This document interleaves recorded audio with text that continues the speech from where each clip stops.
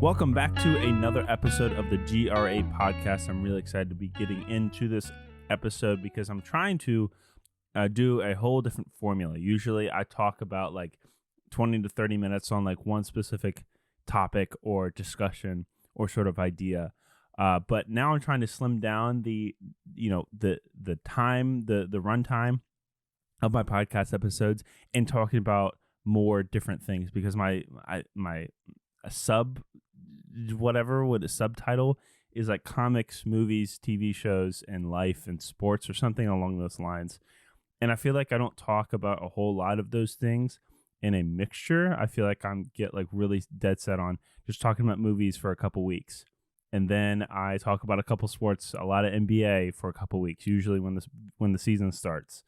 And then I start talking about something else, and then it's just never like a good mixture. It's always like a month by month basis. But what I'm trying to do is slim down on my podcast run times. So it's around 10 to 15 minutes roughly, and go over my really quick thoughts about different things that happened in this past week that I kind of want to talk about, whether that's pop culture, sports, or anything that's going on in my life that I think is pretty interesting to talk about. And that's something that somebody would probably want to hear.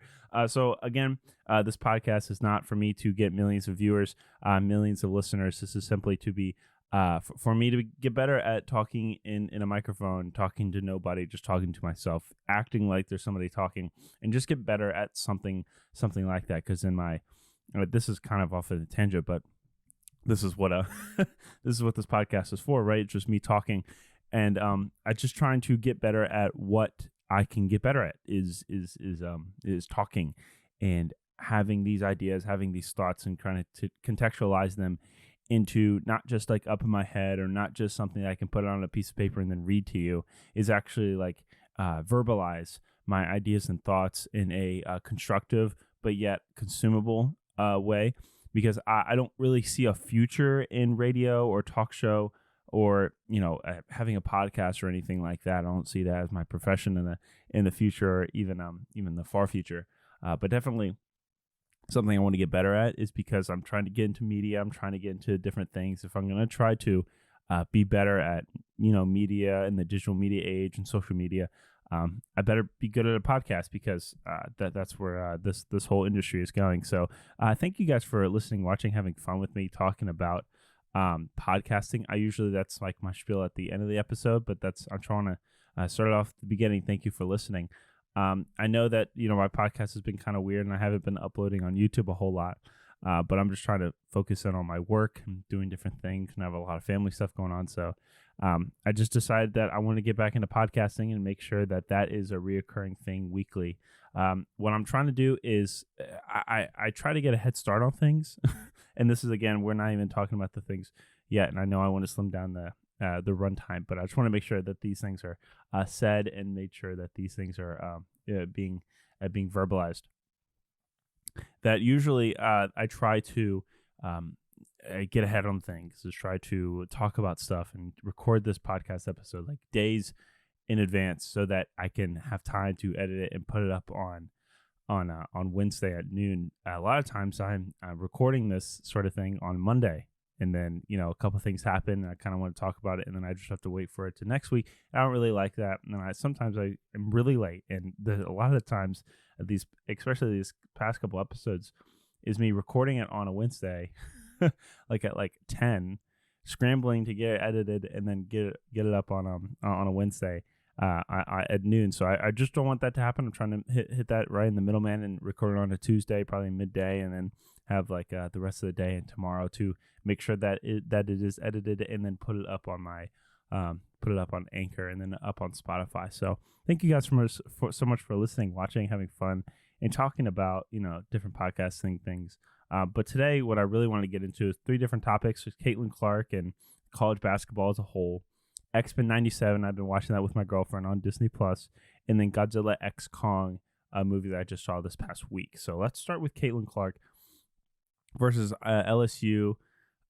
Obviously, the big game of all college hoops is exactly what we wanted, is Iowa versus LSU, because that was the national championship last year, and LSU came out on top with Angel Reese, doing the "you can't see me" with a pointing to the ring finger. She's gonna get a ring, and Caitlin Clark walking away like, I didn't get it, I didn't make it. I think this is Iowa's year, honestly, and it's really weird because this is kind of like a meta way to talk about college basketball. Is that like I haven't really, I talked about the NCAA tournament, and I think March Madness and the bracket making is a whole lot of fun and always really interesting to do. However, what I will say is that this year, and I think everybody can attest to this, that the women's March Madness has got a lot more interesting, and then even more interesting than the men's, because I think we all know who the men's is going to win. UConn. The number one seeds are all pretty much out. Purdue has a pretty big chance, but they're all frauds. Zach Edey's a fraud. UNC and Houston and South, all these other teams. It's going to be UConn's year, but I think it's more interesting on the women's side this year because I think they have more stars. I was listening to a Colin Cowherd podcast, and he's a radio talk show host, podcast host, talk about sports and things of that nature. He's on he's on TV and things of that nature. Friends with Nick Wright, and his really big point was that, like, we could talk about this all day long with how college basketball is like one and dones and like the NIL and things of that nature. And I think this all goes into why women's basketball, I don't think this is their plan, but I think this is why women's basketball has skyrocketed. Is because, one, there's stars. Absolutely, there's stars. There's Caitlin Clark, Angela Reese, Paige Buchitz or something like that on UConn, which is crazy for the women's UConn team to be doing so well. And then who's the girl on South Carolina or whatever. I can't remember. I'm not that big fan of women's college basketball. I never will act like I am, but I'm a big fan of basketball just in general. And what I'm a big fan of is people watching basketball and enjoying basketball. And I enjoyed myself watching Iowa and LSU. I don't normally watch women's basketball. I mean, I'll watch, like, back when I was at Liberty at college, I went in there and, watched the women's, women's games every now and then. We had nothing else better to do. And granted, there's nobody in the stands, but you go to a men's college game, men's basketball game, men's Liberty game, and there's tons of people. So there's a big discrepancy between like women's basketball and men's basketball. But now that you have the stars, now you have the people that are actually, trying every single year, every single day, every single game, then it's kind of like, here's the product. The NCAA has a product of women's basketball. No one's forcing them to go to the WNBA because there's making more money in the NIL. People want to stay around for college hoops. And then not normally people have big plans for the WNBA. But just imagine if Caitlin Clark wins the national championship. Do you know how big of a story that would be? So much bigger than, okay. Last night, Iowa beat LSU, and that was everything that you could see on social media. Did you know that Devin Booker on the Phoenix Suns dropped 52 against the Pelicans? No one knew. Absolutely nobody knew, because it was Caitlin Clark, and Angel Reese. I want to call it Angela Reese. Angel Reese playing against each other in a really big game in the national championship rematch. And there's a lot of drama in the last game, and now coming into this game, there's a whole lot of stories. And after the game, there was no drama and things of that nature. So to draw in more headlines and things of that nature. But it was really interesting to see that women's college basketball are dominating the headlines over top of men's professional basketball. I think this has to do with continuity. I think this has to do with storylines. I think this has to do with fouls. I really do. I think the NBA is over officiated. I don't think there's a problem with the refs. I don't think there's a problem with, the people that are officiating and the people up top. I think there's simply a problem with too many rules, too many thoughts, too many ideas of like what to call and what not to call. And I think people are just I'm being turned off by that. I think some NBA games are just downright unwatchable. But last night in the Iowa LSU game, both teams started off hot. It was crazy knockout round, kind of game in the very first quarter. Caitlin Clark delivers. She delivers a product. In the third quarter, goes crazy. And I think that's just so interesting that like when you have stars that absolutely deliver, then you will do better as a company, and that product will do better than a competing product. I don't think the NCAA, I don't think the women's NCAA and men's professional basketball are really necessarily competing, because obviously, the NBA is national, international, and things of that nature. And it's Iowa and LSU. Some colleges, somebody like in Canada has no idea what those teams are and what those people are. So I don't think they're necessarily competing, but they're definitely competing for eyes. They're dealing. It's optics. It's social media. It's what Bleacher Report. It's what ESPN. It's what other people are posting about different things on in the culture zeitgeist, in the basketball zeitgeist. I think people are looking at women's college basketball, especially Caitlin Clark, and thinking, wow, we have a real star. We have a real story here. We have something going on. And I think that's really special. It's more special sometimes than men's professional basketball, and that is only exemplified in last night. Caitlin Clark dropped 41 in this massive game, and and Devin Booker dropped 52, and no one cares. No one cares. Well, people only care about Caitlin Clark. People only care about Iowa. People only care about that big game, Iowa versus LSU. I think it's really interesting.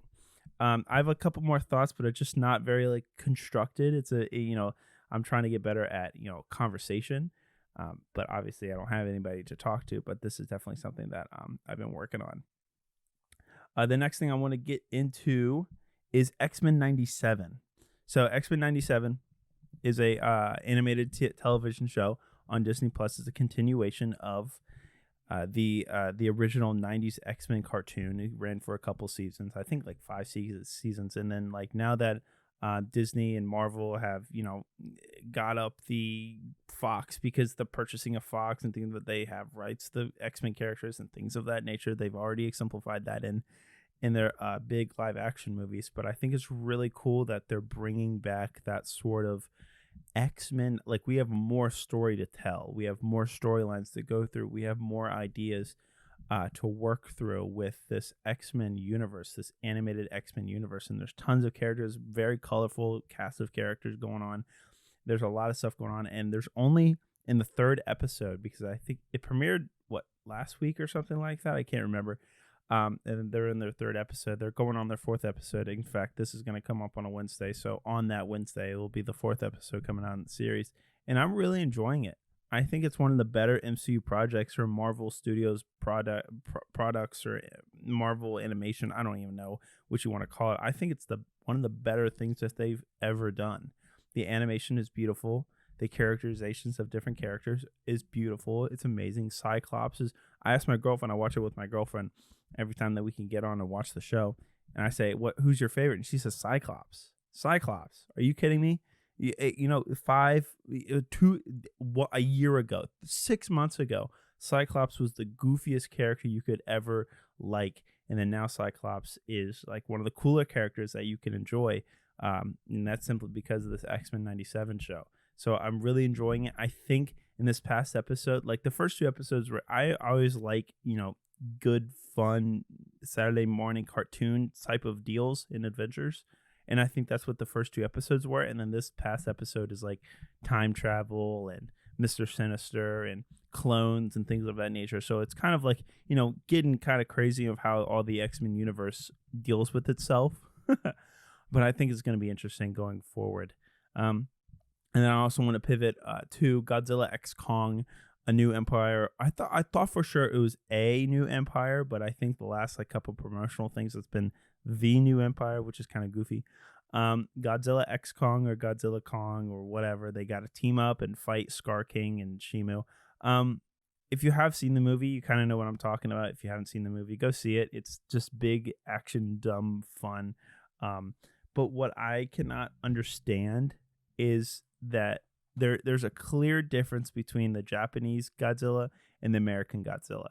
The Japanese Godzilla, they obviously created the character, and they have more reverence towards him and what he means. So that this past Godzilla movie, Godzilla -1, that actually won an Oscar, there is there is like some sort of like formality to it. There's a sense of reverence for the character and understanding what Godzilla stands for, meaning that they would make a better movie, and that there's human characters in this, and that the whole story is surrounded by human characters, and this whole story is surrounded by how Godzilla has torn down this guy's life and things of that nature. And the movie goes on, and it's actually a very beautiful movie about grief and loss and trying to understand your place in the world, and your duty as a kamikaze pilot, and whether or not like war and things of that nature.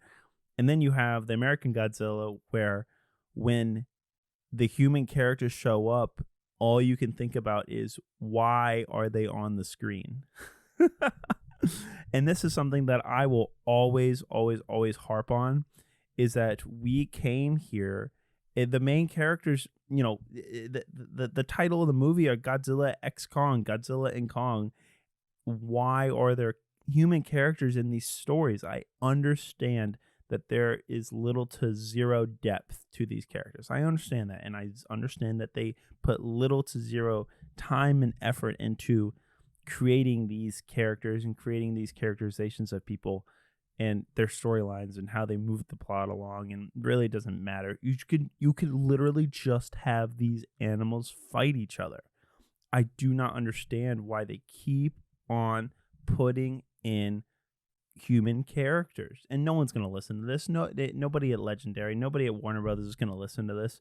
But golly, if I have to watch another Godzilla Kong movie and they spend 40 minutes of the movie's runtime on what the characters are feeling and thinking of the humans, I'm gonna knock off points. I'm not going to enjoy this movie as much as I want to, because I came here for big monster CGI blockbuster fun fest of them just fighting.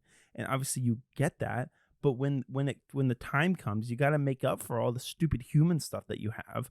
I remember I came out of that movie, and one of my friends, a really big Godzilla fan, and he said, "I wish the final battle was longer." And that set off something in my head, and it almost made me angry. Not that angry that he said that, not angry at my friend, but golly, why are Godzilla fans complaining about these Godzilla movies when in reality what we're getting is stupid blockbuster CGI fun? And then you come out and say, like, I wish the final battle was longer. And I started thinking, yeah, so do I. I couldn't agree more. I could not agree more, because they spend so much garbage, stupid time on the stupid humans. No one could care less about them. Yet they have them. They're trying to get characterization in these clowns. I do not think there should be a scene longer than 2 minutes than with a human in it.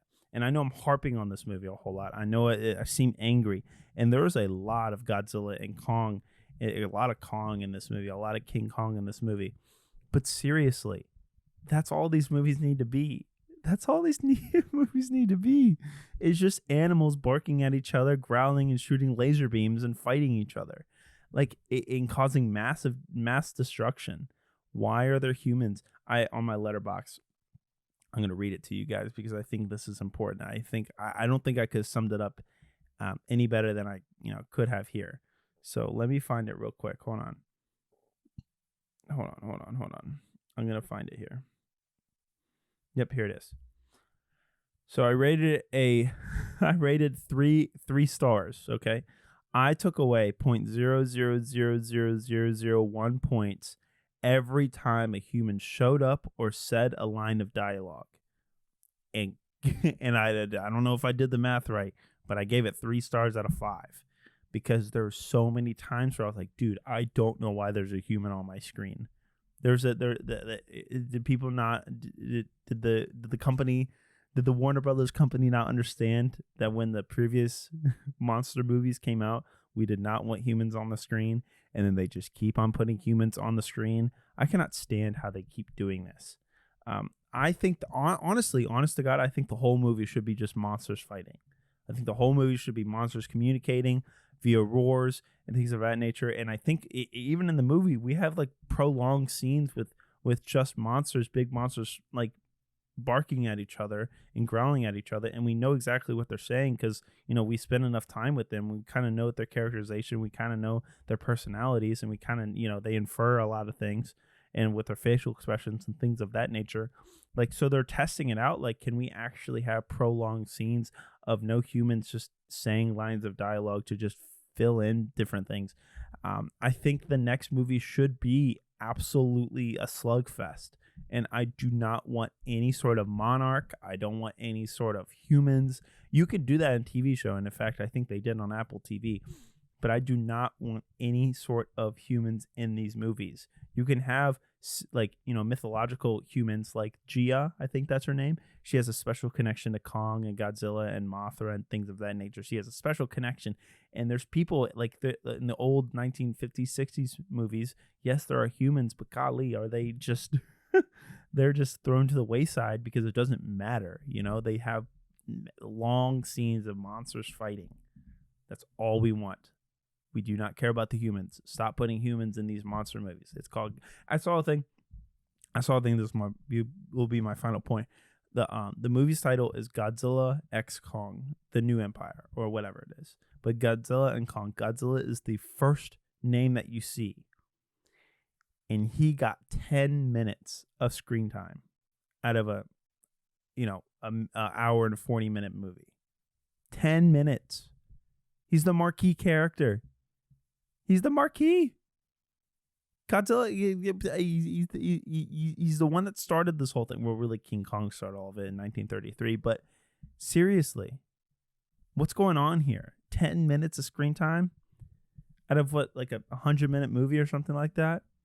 Something needs to change. Something serious needs to change. But really, that's all I have for you guys today. Thank you guys so much for listening, watching, having fun with me.